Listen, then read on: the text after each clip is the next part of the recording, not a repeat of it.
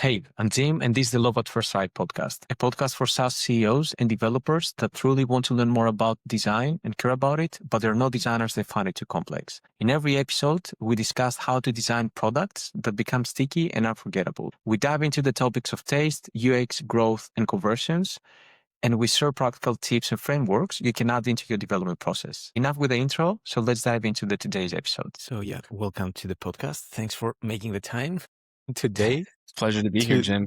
Thanks for having me. Discuss. Yeah, anytime, man. Anytime. Happy to have you. So as we discussed before, today we're gonna discuss mainly about branding and brand strategy. And before we dive into our core topics, I wanted to ask for a quick intro, like who you are, what are you working on, a bit of your story actually, because on the call we had before, I got to know some parts of your background, but it would be cool to actually hear the full story of yours. And Okay. and what are you working on right My now? origin story.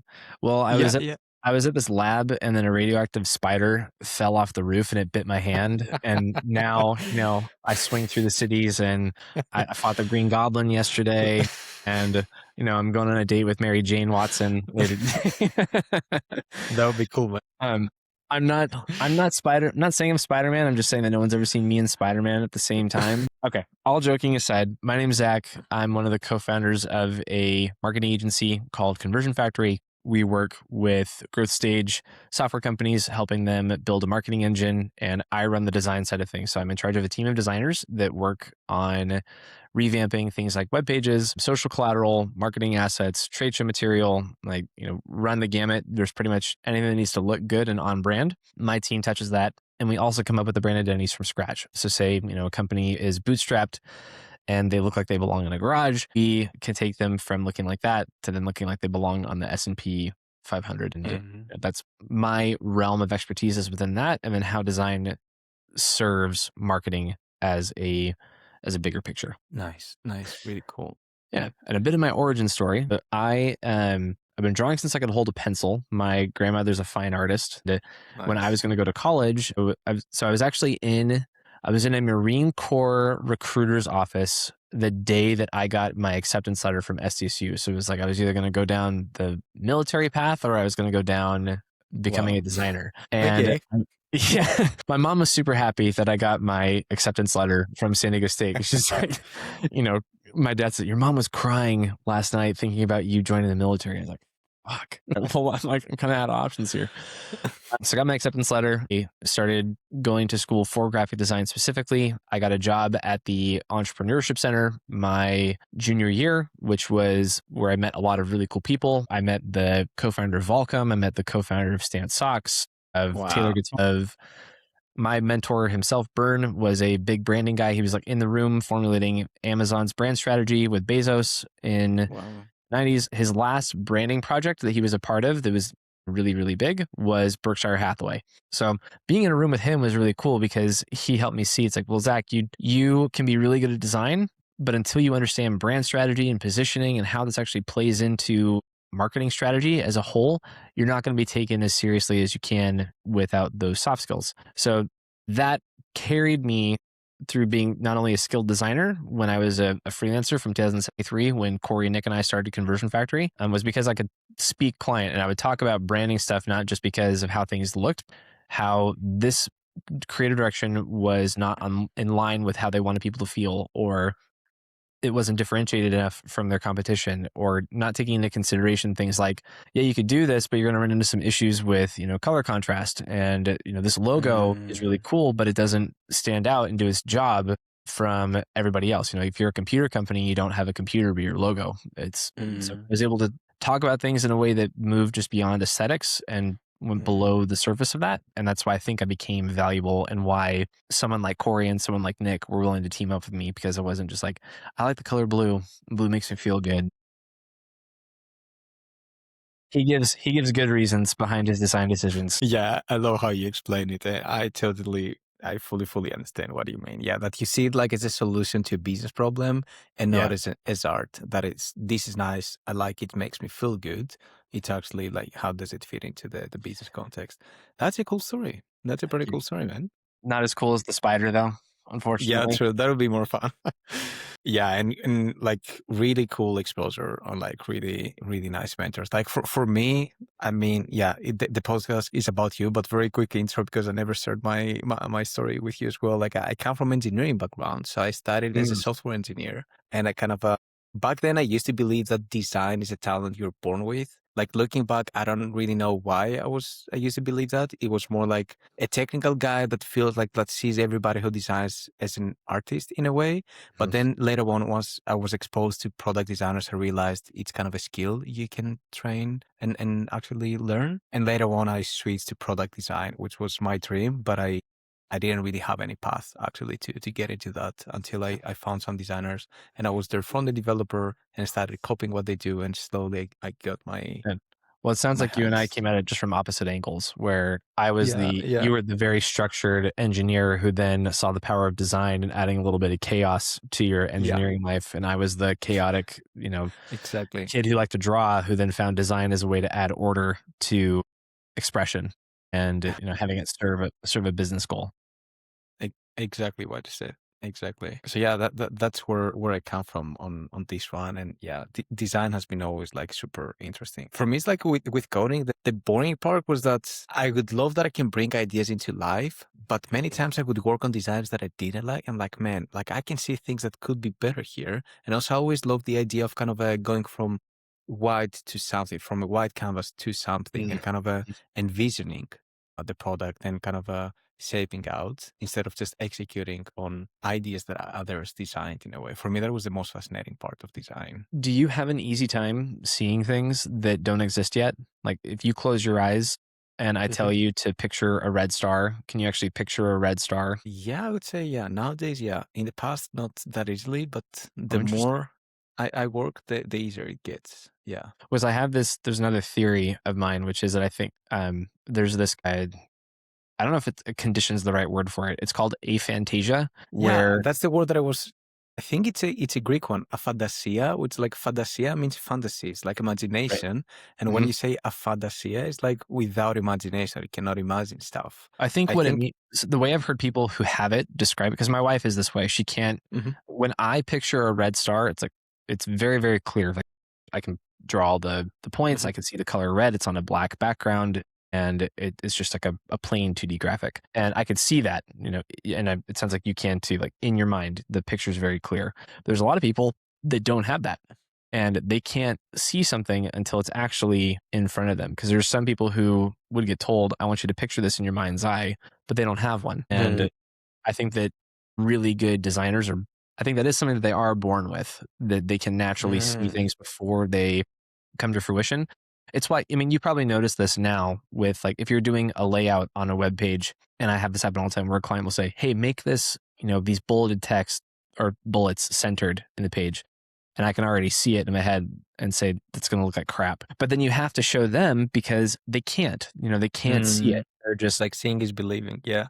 right. For them, it's, I can believe it before I see it, but Yeah. they have to see it in order to believe it. So designers are gifted quite naturally in that they can see something that doesn't exist yet. And I think it allows them to problem solve a lot in their mind before actually putting it on a canvas. Yeah.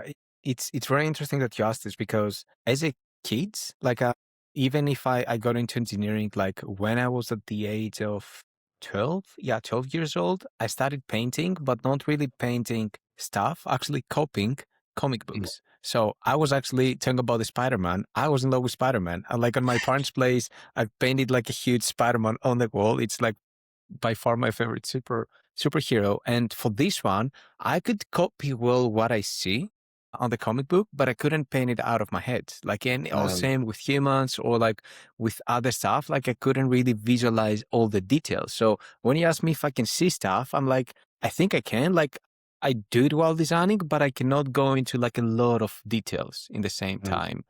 And the more that I design, the better I get at it. So it really depends on like now in UI design, it's easier for me, but if I try painting, I'm going to have a really hard time. So that's something that I've observed like on me. It's way easier if I look at something and have to replicate it. On that part, I'm pretty good. But with painting, I'm curious that for you, could you kind of just bring back a memory of a landscape and start painting it and make it like a close enough version I of mean, it. it still takes me a long time, like really getting all the details, and it's still easier for me if I have a photo for reference to then try and paint it. I mean, it's easier for all artists. I mean, the camera obscura was Yeah. used for centuries before we had photographs for reference. But yeah, I could, if given the time, I could paint what I see in my head, work on it that way.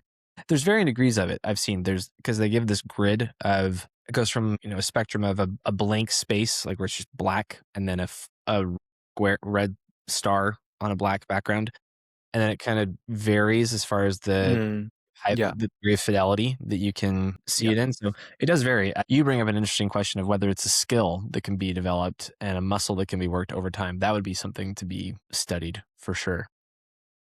Yeah. 100%. Yeah.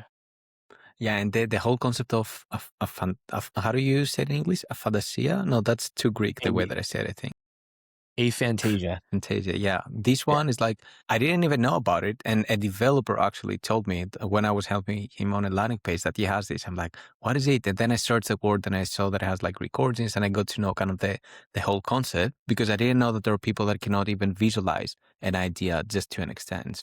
Yeah, it was an interesting discovery back then. So talking about design now and the branding, like my first question would be, how do you define taste as a designer, like from your experience so far? It's also a pretty hot topic right now with AI, Yeah. that taste is the new mode and all this kind of clickbaity stuff, in my opinion. But I'm curious like about your take on taste. How do you define it? So quick clarification here. I was not prepared for this question specifically, so I'm going to give a best bat at it. Taste. I mean, it's a really hard one. I think it's being able to suss out when something doesn't hit the mark. Like if it doesn't achieve the objective that it's set out to do in a pleasant way. And I mean, your taste is such a weird word because it is quite hard to define exactly what it means, which is why I try and use other words to fill that in. Like in the concept of branding, right? Like a brand is a gut feeling. It's the way that people have an emotional reaction to something. And when you have a uniform direction of that feeling, that's when you know your branding is good. And visuals would be a part of that. When the name, the story, the motion design, the packaging, the textures, the feel, even the purpose of the company, when all that feels like it comes from one place and there's a direct through line within all of it, you know that your branding is working really well. I don't have the same kind of definition for taste other than you've trained yourself to understand historically what people appreciate, and you've kind of cataloged that. So maybe it's like a cross-reference of taste is what it is. It's a cross-reference of what does and does not work, and your ability to apply that, or at least use it as a filter by which you see the world. It's my go. Yeah. Okay, that's a pretty robust kind of answer on that. Yeah. Also on this one, there is no right or wrong. That's why I love these questions, because it's very, everybody perceives like the concept of taste in a different way, Mm-hmm. as well. Yeah. Well, because taste is a really interesting thing. I'm assuming you've watched the video "The Gap" by Ira Glass. I don't think so, or maybe, and I don't remember. Yeah. Well, so Ira Glass was he was the narrator for This American Life, which was an NPR podcast, and one of my typography professors at San Diego State showed us this video because what he talks about is like when you start doing any kind of creative work, you can very clearly spot the gap between work that you perceive as really, really good and then your work, because you're just starting out and what you're doing right now is garbage.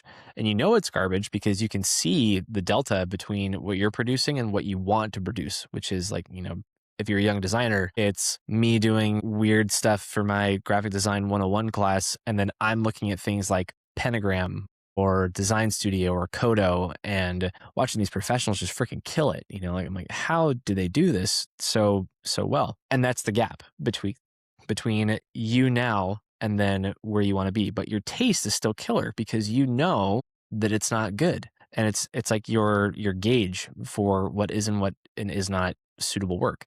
And the only way that you actually close that gap is through just producing a lot of work and doing a lot of really good stuff. And then I think by doing that, you kind of bring in and refine your own taste to be like your flavor.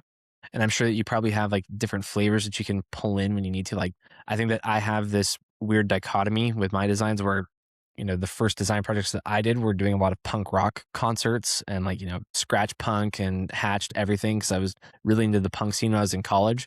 And then I found a really deep appreciation for Swiss graphic design and minimalism and Jan Tisch and Joseph Mueller-Brockmann and all those characters who kind of set the foundation for graphic design as we know it. And so you get this cool blend, and that's like my aesthetic, for Zach personally.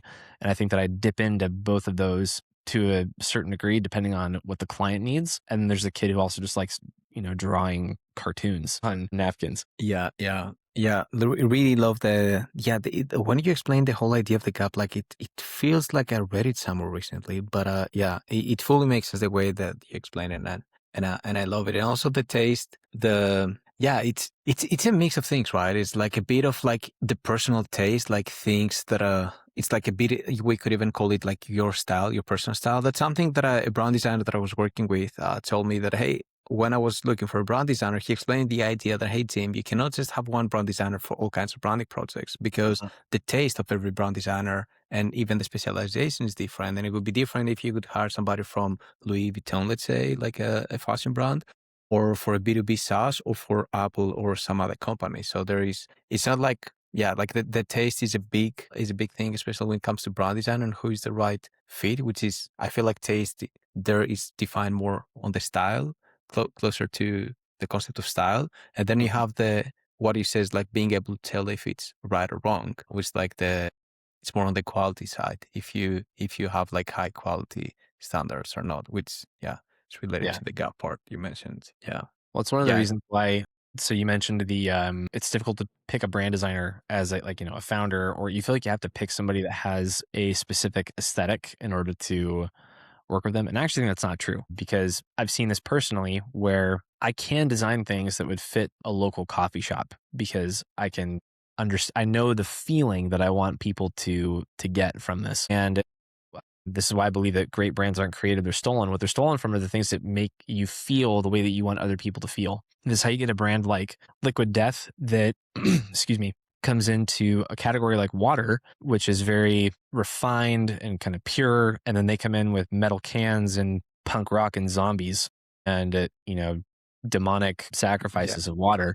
And the reason that works is because Mike Cesario wanted people to feel that way. He's like, I want them to feel like a punk rock concert when they're drinking water. And that's what they get. So you get a really interesting blend when you have an external point of reference. In psychology, it's called role modeling, where you base your identity off the traits you see in other people, because you can't actually identify it within yourself. You can only identify it externally, but then you adopt those. And I think you do the same thing with brands. Mike Cesario bringing in things like black letter typography and beer can design and metal posters or heavy metal posters into the design of their product. So I think that if you are a designer that can actually identify those things and see what's making them work, like, well, why is this design for Apple like this compared to this one for Post Hog, or another brand that brings in something that's really kind of unique and different. Like with the Post Hog stuff, it's quite easy. You can see, well, the influence for this was pixel art and arcade games and old graphic interfaces. I can take those pieces and steal them and then use them, but I'm bringing them into a new context, so it feels really interesting and unique. And you had the same thing happen with Apple, right? It was a merge of computers where you would only access them from a terminal at the time, and then a melding of that with calligraphy and fine art and photography and music. And that's how you got the Apple aesthetic at the beginning. It was a blend of fine arts and technology, which didn't exist at the time. Yeah, it's a good point. An interesting take on this. Yeah, I totally see your point on this, that also like a great brand designer can actually adopt different styles, because the actual expertise is, I need to like, the actual expertise is understanding and defining how people should feel, and then you use all the visual tools you have in your hands, which is like typography, colors, photography, visual graphics, all kinds of things to create that feeling. Yeah, I totally see your point. Like if I think about also like our approach, that we're mainly focused on B2B SaaS, so I never had to kind of fully answer that question, but it totally makes sense the way that you describe. Yeah, that you describe it. I mean, there are some things that might require a different skill that you might not have. For example, I'm not really great at scripted typography. like the kind of stuff that for like 30-year-old white girls want to put on their wedding invitations. I'm not very good at that because it's a specialized skill. But if we were like developing a branded language around that, I can direct and say, yeah, we want Exactly. someone to come in with scripted ligatures and make this feel like it was all hand done, or perhaps like a very custom illustration style. There's a kind of B2B text, SaaS elongated figures that we see that became really popular through Intercom or MailChimp or folks like that. But then you have illustration style that's a little bit more rustic, like what's on this meat bar that I was just eating, and those are different illustrations. And it's your ability to pick and choose the direction that I think is more powerful. It's one of the reasons why AI is really interesting, because I don't have to know how to draw like that. I can direct it and say it needs to look and feel kind of like this for this brand. Yeah, I fully see your point. It's like you have the creative direction, which is the person owning the direction, how do I want to make people feel, and the person identifying what are the visual elements to incorporate. And then you have the specialist that is going to execute on every idea, like what it says, like a typography expert. And that's where AI comes in, and like it gives more power to the directors. Actually, I really saw this with photography recently when we started working on some photos for ZenMate, for example, where you don't really have the excuse anymore. Like, yeah, it's expensive to do photo shoots. We need to hire this and that and that. Like, all you need is great direction. So the question is, are you a good photography director or not there? So that's kind of the only answer the only question we have to answer there, and figure out what would be the right style to aim for, which is very interesting, like on the design space for sure, the whole thing with that, because you see with AI people making crazy photos and then people making crappy photos. So you can see that the direction is what's actually different there. And the stewardship, because this is the issue is that you have a lot of people that suddenly now have access to this tool, but they still have no direction. And that's the hard part. It is, how do I cohere all of this and make it feel like it came from the same place? Are you familiar with Every? Do you know Every, who made the... Yeah, Every.2, you mean? Which... yeah, Every.2. That's right. Yeah, Every.2. Yeah. So like they have a lot of really cool AI, at least I think they're AI illustrations they've done that also kind of like Renaissance, Baroque, very romanticized type stuff. And someone had to go in and direct all of that and say, well, I need it all to feel like it came from one place. If it doesn't, then it's going to break the image or the continuity and the brand equity that's built up within that. On this one, now that you mentioned this, I cannot wait for this question. I'm really curious. What is your take on this kind of a trend with AI products of the beautiful artistic paintings that they use, like Intercom started this? So what are your thoughts and your take on this? I think they're good so long as it's used to support messaging and copy. But there's some instances where the design can lead some of the charge, like if you're doing more brand awareness type things, like if you just have a billboard because you want everybody to know who Every is, and you don't really care if they're going to take an action after that. You just want them to know and appreciate your brand. Then you don't have to have a whole lot of emphasis on copy. The issue that we run into with design leading the charge, specifically on things like websites for B2B SaaS, is that then the message doesn't get put forth as precisely or succinctly as it should, because it's following the visuals and the layout rather than the design and visuals following the marketing and copy, because you need people to take an action. And so what I really appreciate is when there's a balance and a respect for that, which is the design is subservient of marketing or product, where it's like it's still got to maintain that use case. Design doesn't operate as its own silo without them becoming art. At that point, it's not design, it's an expression, which is okay, assuming that you are okay with that goal of we just want something that's aesthetically nice. Great. It's like putting a poster in your studio. You could put a poster and it could look as cool as you want. It doesn't have to do anything other than look really good. That's its sole purpose. But if you're going to put a web page out there, I'm going to assume the goal of that web page is to get somebody to buy something or sign up for a newsletter or take an action of some kind, so that they then move forward in the funnel, and this becomes a ROI positive investment from that company that hired this designer to do the work. So as far as the aesthetic, it's like, well, great, have at it. I'm okay with beautiful illustrations so long as they are in support of good marketing and good product design. I'm fully on the same page on this. However, I don't, like if I take the example of Finn, for example, of Intercom, if I open their website right now and you click on the Intercom suite, you just see a nice landscape, futuristic landscape on the background. Like I don't feel like I'm and I've seen it with other websites. Like Duna is another one that has a nice style. DU, it's like a compliance tool, very elegant brand and a beautiful website, but it's just an artistic element into the website, and I don't really understand the message. And I don't want to be judgmental. Maybe I'm just not getting the message, but they're saying something. So for sure, I've seen the trend. Of course, like you see designers posting on X just a cool illustration or a photo, and then just like more template-driven design where it doesn't really communicate anything. But with these two examples of successful companies, I'm having a bit of a hard time to get the idea. Like I feel like with AI, it's also like this style that every company is copying kind of each other. It's like a way to tell that we're an AI product nowadays, which is like on the aesthetics part. But on the actual content of the painting and the illustration, that's where I don't always get it. I think that there's good reason for it, and there's a fine line to walk, because there was another site that comes to mind with this, which I think was called Adeline. It like broke design Twitter for a little bit.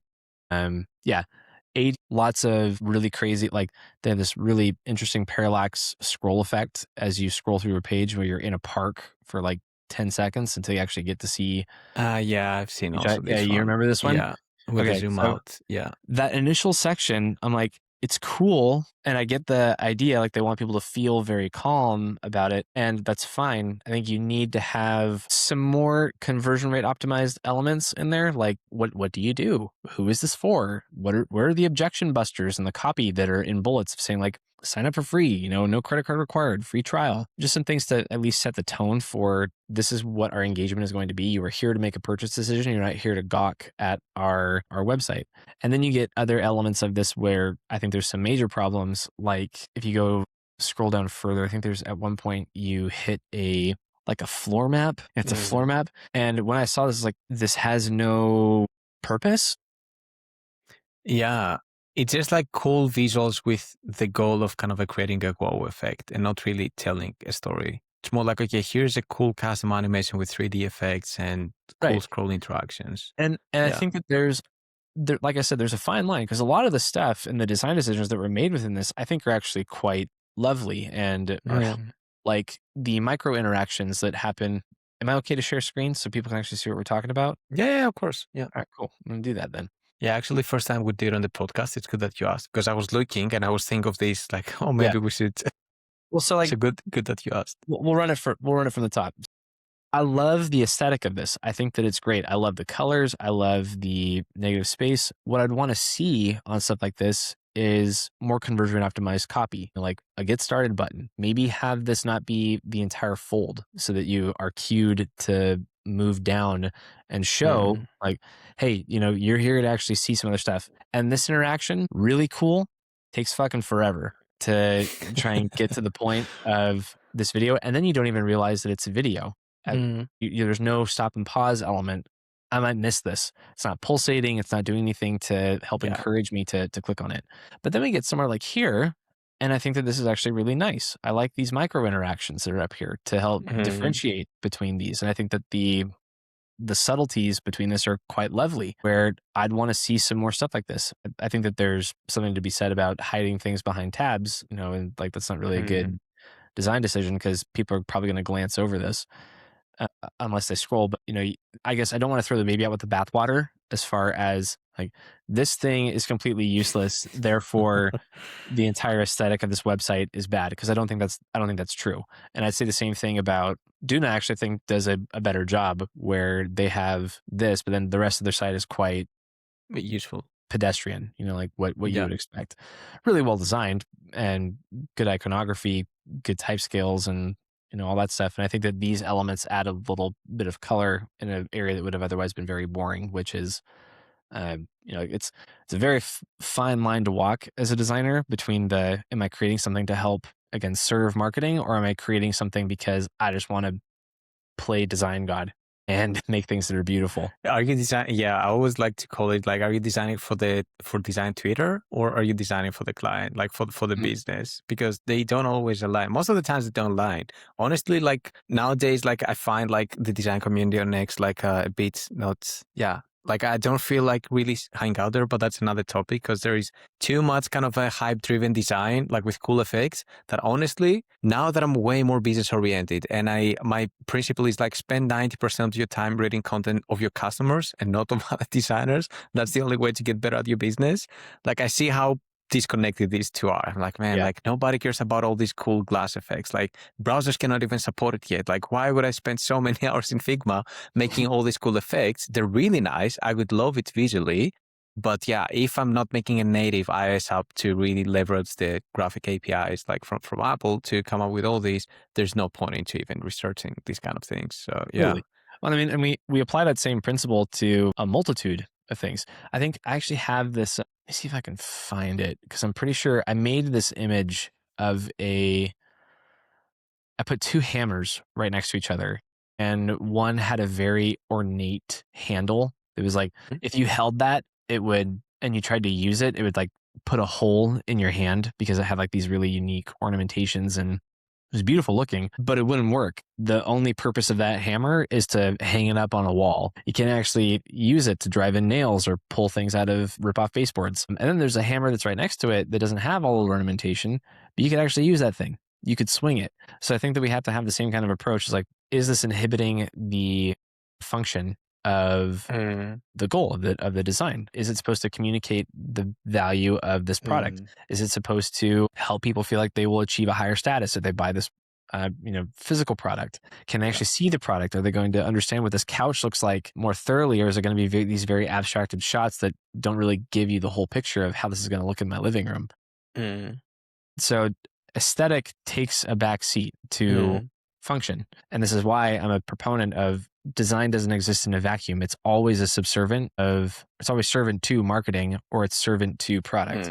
It's one of the two. But other than that, it becomes art. It's no longer design. I fully agree. And I love all the feedback you shared, like about Adeline, the website. And on this one, yeah, I'm fully on the same page with you. Just going back to that example where the visual side of it, like the colors, the shades, the interactions, the flow and everything, like feels really good.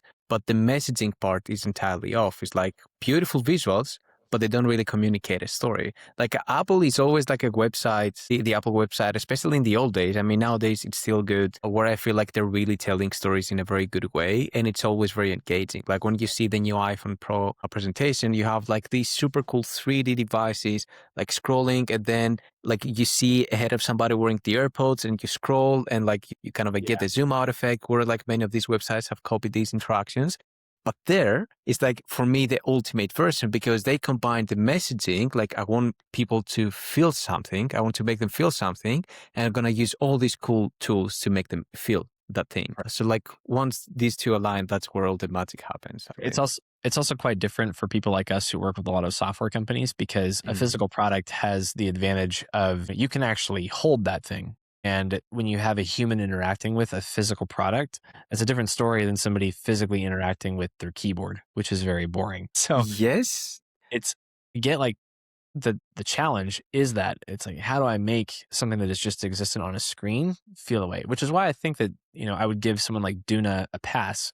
Like OpenAI does this, they have those abstracted watercolor paintings and like Rothko-esque type backdrops, which I think are beautiful and help differentiate them. And that's like just a little bit of personality that they're adding to help differentiate themselves. But it's not the focal point. Like the focal point is still the words. And for a company like Adeline, like, well, what about your product? Like, I want to see more of these abstractions, and I want to see more of this ability to show what's the value that people obtain from your product, not just our website looks really cool. Yeah, exactly. And I fully agree, like on the personality stuff, like that all these kind of a trend with these artistic styles, like it's really good in terms of personality and even adding more beauty into the products, making them less boring.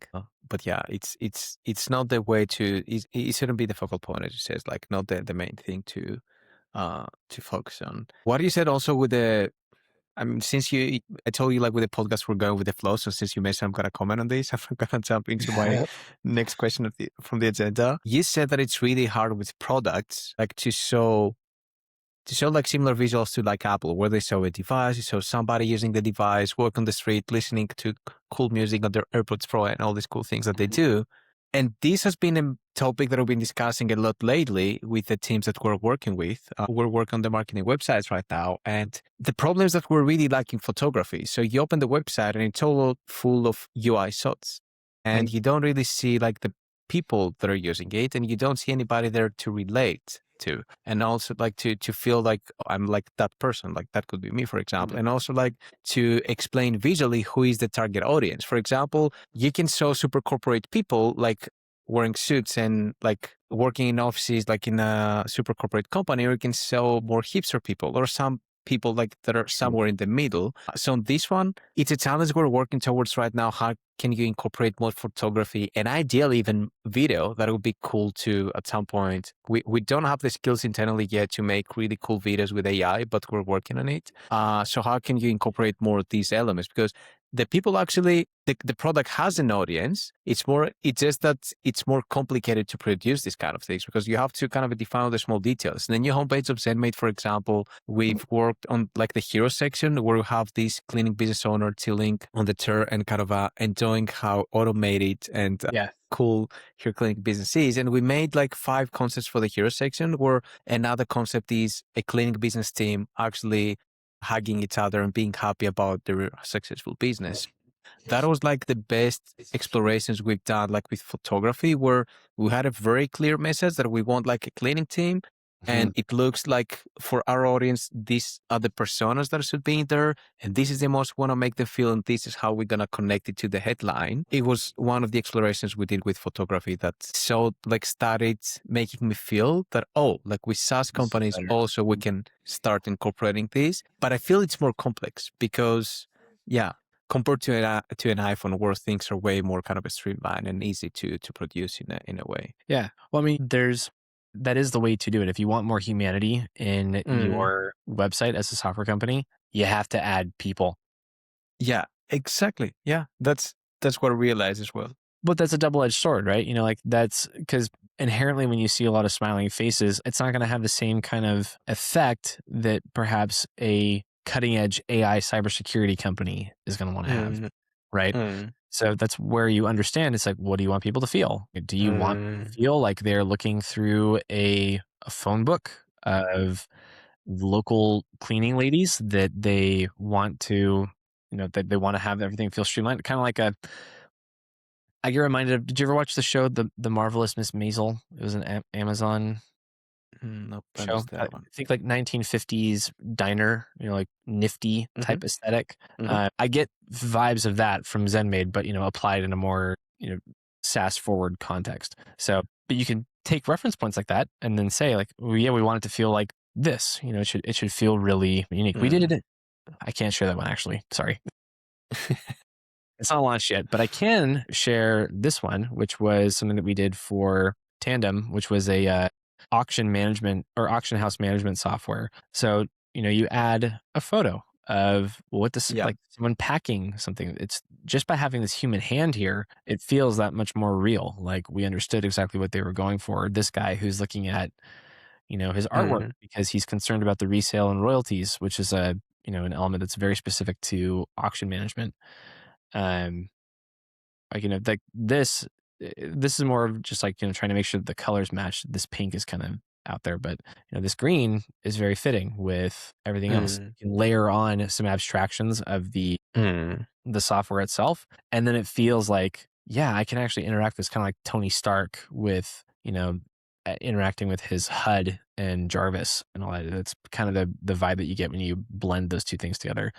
I think it adds a lot of richness. And if you, like you said, when you have video capability, it then gets augmented even further because moving graphics are going to be far much more captivating than something that's static. A little bit harder, not even a little bit, far more difficult to actually control, especially with AI. It's like, no, I need that. That's not what the product looks like. It's wrong. Yeah, like putting screen recordings in there. Yeah, it's a mess. Yeah, it's too complex. Yeah.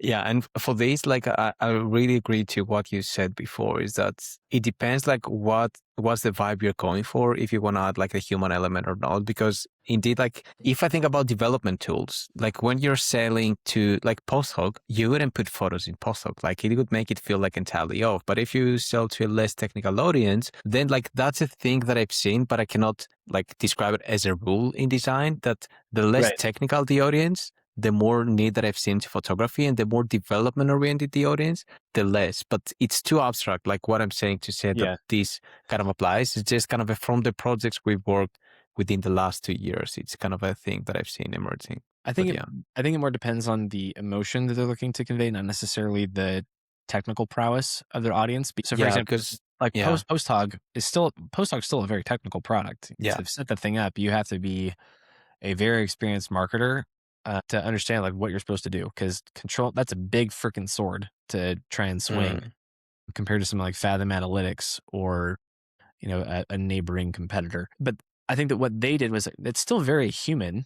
It's still very fun. It's still very enjoyable and very creative. It doesn't have photos of people necessarily, but I mean, their logo and like their mascot is a pixelated hedgehog. So, they've adopted a very playful, we don't take ourselves too seriously type of approach. And you compare that with something, I'm trying to think of, I don't know, one of like the many, like a Palantir or, Anduril, which are these, super high end national defense companies, where they're not going to do pixelated stuff like that because it's not trustworthy. It's not playful, or it's too playful. They want to be taken seriously. I have this entire set of branding spectrums that I ask clients to put themselves on. Like, it's masculine versus feminine, subtle versus very expressive, luxury versus affordable. And they just have to map. And it's like, well, where do you fall on this spectrum? Because you're somewhere on here.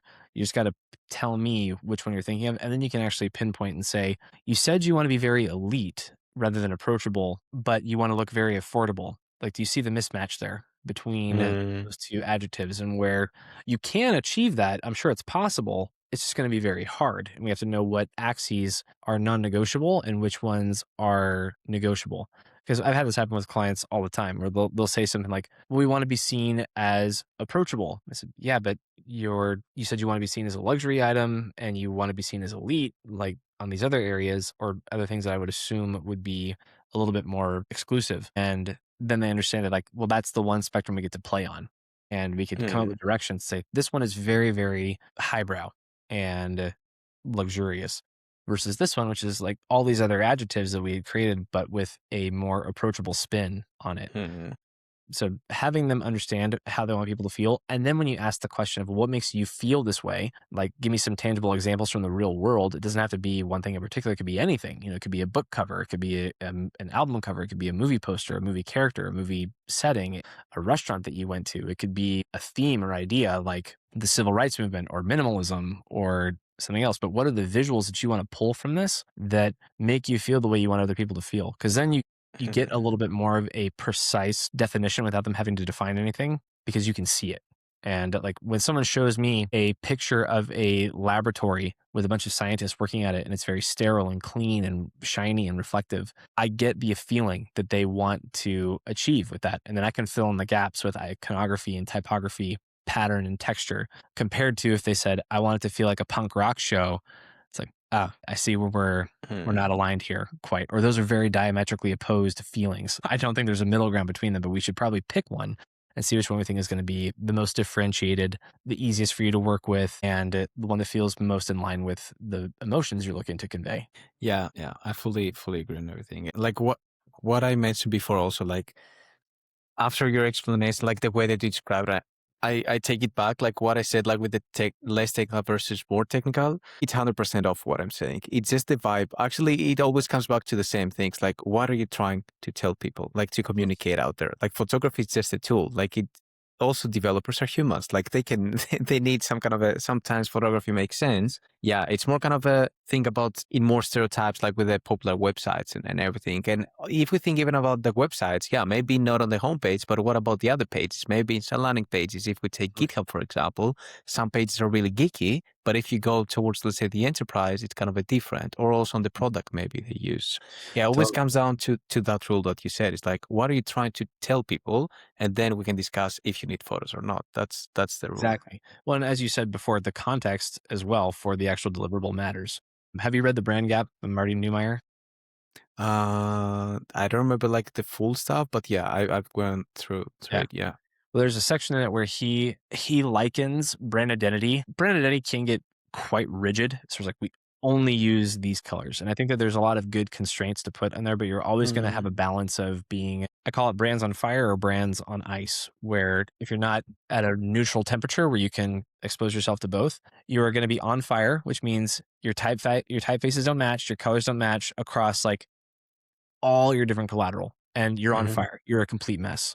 Or you could be on ice, which is you are antiquated now. Like you're very boring. You have lost touch with yourself. You're just going through the motions. You're in a rut creatively. And what you need is to be somewhere in the middle, walking that line of having some kind of spontaneity and novelty within the context of your like a guided and steward brand. And that's how people change, you know. And the point that I was getting at with this was that you can vary it based on the intent. Like, you know, you will always find me in a black t-shirt, a blue pair of jeans, and white sneakers. But in summertime, when it's really hot, I'm going to wear a pair of khaki shorts because I don't want to wear denim blue jean shorts because I'm not a total dweeb. And it still needs to fit the brand and feel like Zach, but this is Zach in shorts. Or like I might wear flip-flops. It's still the same personality. Like it's very neutral. It's not super flamboyant. Out there, it's not, there's zero graphics apart from, you know, stuff like this on my jacket. Like I don't wear a whole lot of branded gear, and the same thing goes with my workout gear. You know, like my workout clothes it's still going to feel the same. Like I'm still going to feel like the same person. It's not going to be this totally different pivot in my aesthetic. You're going to say, for this context, it makes sense that Zach would wear this. And I think the same thing applies to your brand. For this context of a commercial that is going to be played on YouTube, it makes sense for you to be a little bit more funny. For this context of a formal document that is going to be released out to all your clients, it makes sense for you to be a little bit more rigid and stoic and to the point. What do you think about that? You're muted. We can't hear you. Damn it. That's the case in Zoom calls, not podcasts. Yeah, I fully agree on everything that you mentioned, actually. Yeah, I'm fully on the same page that it's good to have the guidelines, but you shouldn't kind of and I really like how the book describes it. Like you shouldn't really lose kind of your creativity and taste and kind of yourself into this whole thing. Like you can adjust and also you can apply different styles, but still keep the same vibe. Like that's how I really like, I mean, vibe is a trendy word right now with the vibe coding and vibe everything. But like that's a way that I like to describe brands is like, what is the vibe we're aiming for? In general, you could also call it like energy. Because a vibe, I really like it because it's a combination of things. It's the typography with the white space, with how big the typography is going to be, and if it's going to be a photo behind, or a flat color, or a gradient, or this or that. So it's like all these, they create a vibe. And for me, because I come from engineering background, so like branding is an area that I'm not the expert in the team when it comes to brand design, but I'm like a huge enthusiast around it. And like I study more and more like every day around it. It's very crazy how just with typography, like that's also something that Amar from Zenmate said when I showed him one of the new mockups with the new typography we're going to introduce in the next month. And his reaction was like, I could never really believe that a font can make such a big difference on the overall vibe. I'm like, yep, it's just the font. It's just the font. I mean, you've seen the typefaces might not be what exactly is said, but they are how things are said. Have you seen the side-by-side of the serial killer versus a love note? Have you seen that? It rings a bell, but let's bring it up. Yeah, let's look at it again. It really rings a bell. Like I've seen it somewhere online. Yeah. I mean, you're going to see it and be like, oh yeah, that totally makes sense. Let me see here. Yeah, it's this one. Oh, mother. Hang on. I have time blocks on my stuff. I'm not allowed to be on Twitter until until 2:30 p.m. Monday through. Right, so I'm not gonna be able to pull up the whole thing, but you can see here, you know, like it's the scripted typeface. It's like the love note. Yeah. I will always find you. This, you're gonna call 911. Yeah. And thankfully, it's never this drastic, usually, when it comes to brand design. But it does matter. Having a more geometric typeface is going to feel a different way than something that's more transitional and has a little bit more thick to thin counter on it. That thick to thin counter is going to feel far more nostalgic and wise and older, but that perfectly geometric round sans serif is going to feel very new age and clean and modern, sometimes sterile, like if you don't use it the right way. So type matters, man. It's huge. And like once you realize it, it feels so obvious after. It's like, yeah, I mean, words, they're always into the design. If you think about UI, it has a lot of text. If you think about a poster, like it's not like, yeah, there is always a decent amount of copy inside anything you want to communicate out there, because copy is like what people need to read. So how you gonna make that copy look like? It's gonna have a massive impact. And like now that I think about it, it's like, yeah, it's obvious, but for some reason before it wasn't as much. Yeah. It's the tone. It's the equivalent to me saying, hello, Jim, versus hello, Jim. It's like, yeah, that's very, very true. Typography. That's Hopefully very true. That wasn't like, too much an advancement for you. That's good. That was a really good analogy.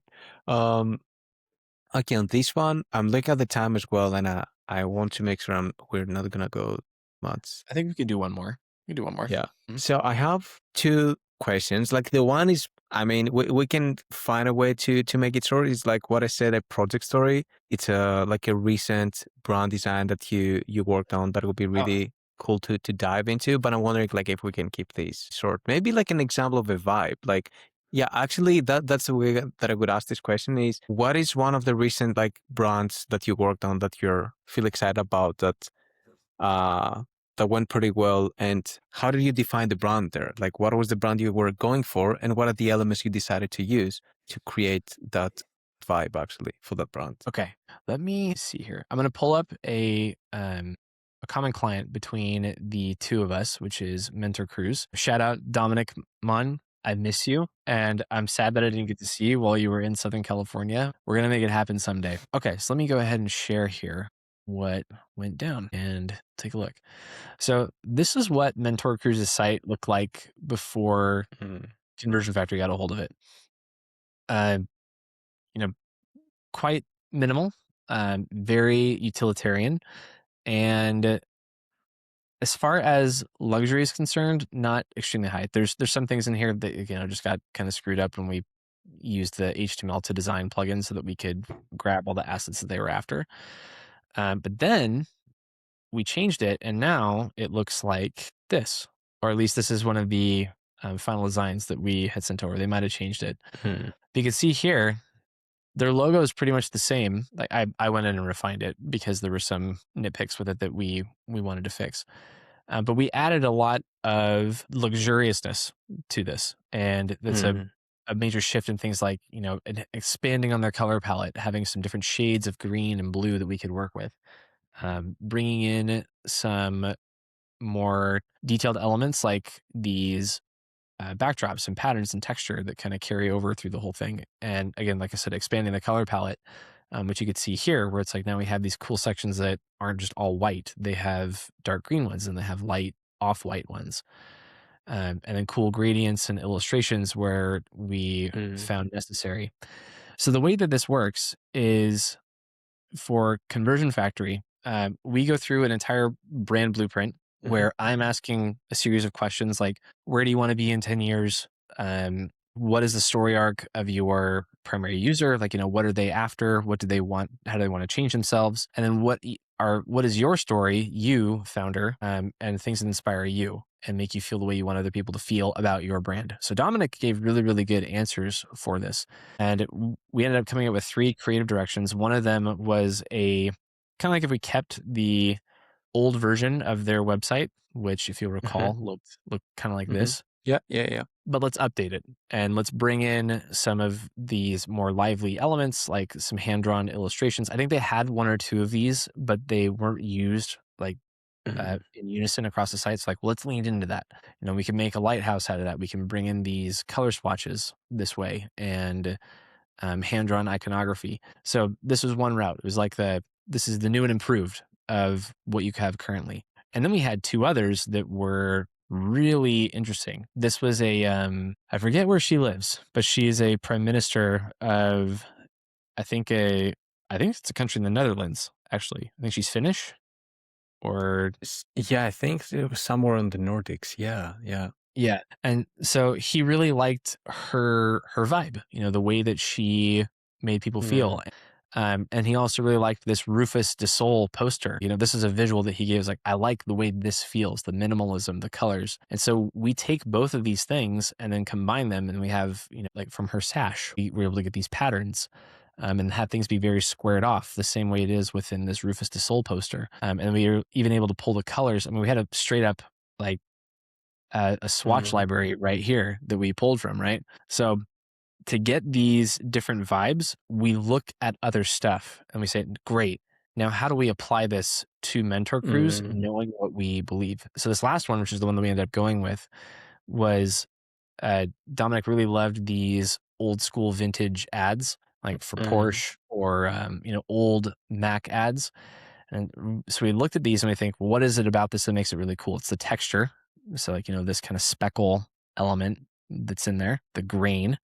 It's the typography. It's these serif typefaces and the fact that they're all caps or kind of condensed with one another. And then the gradients that are in here.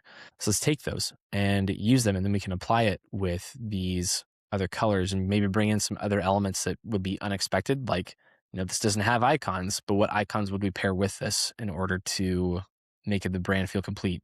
This doesn't have an illustration necessarily, but what illustration style could we use to make this feel complete? So we ended up picking this one, and it then got applied to the entire site. And you can see here, like, this is a very utilitarian version of that stylescape because it had to be usable for the website. You can see here, like, this is the same gradient that is being used on this, but we're using it very sparingly. And then we're incorporating these other colors in a way that's like, this is the website and it's still aligned with this creative direction. It's being used in a way that's very particular to a website because it has to. Like, we're not going to depart from best website design practices to try and fit an aesthetic. So what do you want people to feel? What makes you feel that way visually? And then what can you steal and take and apply to your brand? And you get some freaking wild answers for this, dude. Like, there's people who, I had another founder who said, I really like Taylor Swift's brand. So we based an entire software brand off of her Eras tour, like stuff. We had another, it's like, even Conversion Factory, our website is like these blues, this blue gradient that's here. This is based off of Kanye West's Jesus is King album, which is, let me see here, this blue. Oh, wow. Yeah. Okay. And even the typography that's in here, like this serif typeface, this is why we incorporated this inside of here. So that's why I believe and evidence of great brands aren't created, they're stolen. Yeah. On this one, sorry. I mean, no, it's good. No. I wasn't about to comment on the screen share. It's more like, I see like you incorporate a lot, like what does the team and the founder like? What are the things that they really like and so on? And I'm curious, like on this one, how much weight does it have in the overall branding? Like, does it matter what they like or not, in your opinion, and why? Well, I think that it does. I shouldn't say that. It matters that they're able to discern what they like versus what they like and fits the brand. For example, I love drinking green tea, and I love Japanese bonsai and Zen gardens just as much as I love punk rock concerts. And there you have to make a decision. It's like, I like this thing. Does it actually fit the emotional arc that I'm trying to communicate with people? So with Mentor Crews, it was, you're going to become the best version of yourself through being mentored on here. Like, we are going to give you age-old wisdom that you might not understand. Like, you might have a lot of technical power, but you don't understand office place dynamics and how to move up in the chain, move to that next level. So it's a great, that's the vibe that we are, the emotion that we're trying to connect. And I think with Dominic's, it was quite hard to pick between those three because I think they all had a lot of similarities. And at that, it can come down to just subjective choice. Like, if the three creative directions you present, it's like, these are all really killer, and there is no like we wouldn't make a bad decision picking any one of them. We just have to pick one and move forward. So it does matter what you like to an extent, so long as you are able to discern. And this is where a good designer can come in and say, hey, I know you like this. Like, for example, I have as a list of things that people could give, like who's a political figure that inspires you? Maybe there's something that we could derive from that. And everybody always says like Barack Obama. All right. But then they never give a reason of like, well, what is it about Barack Obama visually that you actually appreciate and want to use? You know, because they never reference things like, and there are some visual elements, you know, like the Hope poster is iconic. You know, it's this you know, stencil art that was done by Shepard Fairey that feels more like it belongs for a skate brand than it does for a political poster, but it was very powerful. But they never say that. They're like, well, I just like him because of he's who I voted for, or it was like his policies. But if you say somebody like Winston Churchill, and then I say, I like this because of the Keep Calm and Carry On poster, or this black and white photo of him that's, you know, giving the peace sign or the V for victory, or the World War II posters that were alongside him. So it's a matter of, I like this thing, but do I like the visuals for this? Is this something that I can incorporate? Yeah. I see your point on this one. Like you also use it as a source of inspiration also to gather like ideas as well. Yeah. And you could say the same thing conversely. Like, I really like the way that Kanye West album cover looks. I disagree vehemently with like everything that Kanye West says and how he acts, right? So it's like, yeah, I don't want my brand at all to feel like Kanye West. I like that blue, and that's about it. Yeah. Totally see your point. Super. Do you have 2 minutes for another quick one? Another last question. So I always end the episodes asking like one question, which is, what's your favorite product, like SaaS product at this moment? Could be a mobile app as well. It's more like digital product, and why? And some people have a hard time to answer this. So you could also think about like the last 30 days, what is a product you feel excited about using that made you feel something? And what is the product and why did it have this impact? Okay. Within the past 30 days, like Yeah, what is a or product? if I ask you like, what's your favorite in general, if also something comes up, that's also fine. You have like a top product. Good question. Okay. Can I give 3 answers? Is that okay? Yeah, feel free. Yeah, everything is fine. So the first one is Cora, Cora computer by Every, which is the email sorter. My gosh, I have never thought that email would be so easy because I'm somebody, I love to get to inbox 0 every day. Like boom, boom, boom, boom, boom, boom, go. You know, things about payments. Cora is really cool because it actually does the job of a virtual assistant as far as categorizing and labeling your email. And it's actually really good at it. Like it's not garbage at doing so. So that product I'm very enthused about because it saved me a lot of time and it was very easy to set up. So that's one. The other would be an app called Mile IQ, which is for tracking your mileage as a business owner. I'm not sure if this is something, is this a thing in Europe where you can deduct the mileage that you drive for business? Yeah.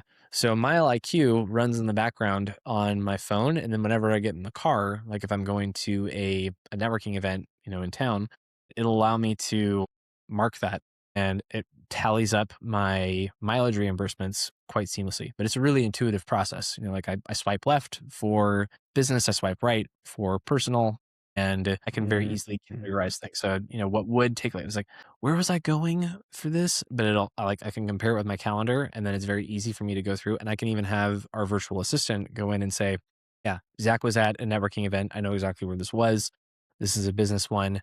And then I can get reimbursed for that mileage through Conversion Factory. So super intuitive and easy product. And I think the third, let me see if I have anything on my phone that I was using recently, just to double check and make sure. I mean, I've been using ChatGPT like a freaking madman, like all over. It's very slowly taking the place of my search. I'm going straight to chat. If I need an answer, I'm like ChatGPT, and for everything, I'm like, give me same. Yeah. Like I need a recipe for cooking sweet potatoes or just like the know-how. It's going to give me a way more thorough answer. I don't have to sift through a bunch of ads to try and get it. Exactly. I also use it for if like I think through things externally and process it through speaking out loud. That's the best way that I think I can work through my thoughts. So I will chat with ChatGPT. I love talking to Vale, which is one of the voices, and I'll go on a walk with my earphones in and then talk through anything that I'm thinking about. And it's a good way for me to distill my thoughts and not just for business, but personal stuff. I will talk to it about, this is what I'm concerned about with, my kid or my relationship, or I haven't been able to see my friend. I haven't heard this, and I can actually vomit all that I am thinking and feeling. And then I can read it later in a way that's a lot more distilled and stripped down. So GPT is a super powerful product. Use it for so much, particularly for distillation of communication. Yeah, similar here. If it's like life before ChatGPT meant I was, I cannot imagine Googling stuff and going through articles and trying to make sense, like combine different sources and do this like in our heads. Like it was very slow and also the quality wasn't that good. On this one, just very quick, you mentioned like talking with ChatGPT. For me, like what I started doing recently is actually the talking part. I never really, for some reason, it didn't click with me, like the audio conversation with ChatGPT, because mainly I use it for work. And I always love like the long answers with the bullet points where I can quickly like scan the full answer, zoom in specific details. I started using Whisper Flow. And man, this is like, now I get the hype. I get why people are talking about it. Now my interaction with AI is different. Like now I talk to my computer and my prompts are like 3 times bigger, more detailed without the pain. Like I actually enjoy more interacting with AI because I don't have to type and be like, okay, Tim, you need to push a bit more, just give more details into the prompt. Don't be lazy. Now I just talk and things happen, which is, it's beautiful. And those, you can do that native with ChatGPT on your device. Like you actually don't even need Whisper Flow. Yeah. Like I tried that one, but I wasn't really happy. Like I don't have trust into that because many times you wouldn't perform well. Like either the things that I would say wouldn't be written like in the right way, like the audio to text, and sometimes we would get into audio. Yeah, like I had a few bad experiences, and that's why I installed Whisper. And the cool thing with Whisper is like I can also use it in Slack and other platform. It's something that I installed like 3 weeks ago, and I was like, oh, that's pretty cool. Yeah. Well, I like yours. Let's do a little experiment here because I'm just curious. Your chats don't look like, let's just pick this one. Like, if I come in here, you don't have this microphone button. Yeah. I think you're using the native app. Yeah, I use the browser version. Maybe they do also there. Yeah, because I'll do, if you permit me, like I need to create a 3-course meal for Christmas for my vegetarian sister and my carnivore-like father. Please give me a 3-course meal. Yeah, this one is on the app, by the way. I just checked them on browser. They don't have it, which is pretty much the same as Whisper Flow, what you just did there. Yeah. Yeah, exactly. So I've really enjoyed doing this. And the chat itself, I do that while I'm walking because I can then pick up the conversation again. Like, so I can speak and then I tell ChatGPT, I say, I don't need you to affirm anything that I'm saying. I just need you to tell me that you've taken it and then distilled it and logged it for later. So then I can just keep talking. And if I ask it to, I'll say, hey, I need you to like gut check this thing with some, if you were to debate me on this, what's your strongest argument against what I'm about to say? Cool. Okay. Yeah, that makes sense. Good stuff, man. And interesting times. Like it's scary and interesting, the whole thing with AI, and actually like the power we have in our hands, right? Because it can do pretty cool things, and it's a really cool tool to think along with and actually use it to get smarter and more sophisticated. But that could be a different episode for some time in the future. We can talk about the existential and the philosophical crises another time. For now, I use it exactly. I use it in place of search, and I love talking to it to get ideas out of my head and on paper while I'm walking. Yeah, same. Super. Cool, man. So yeah, thanks a lot for today. Thanks for making the time. It was a beautiful conversation with many interesting topics. Yeah. What do you think in general about the whole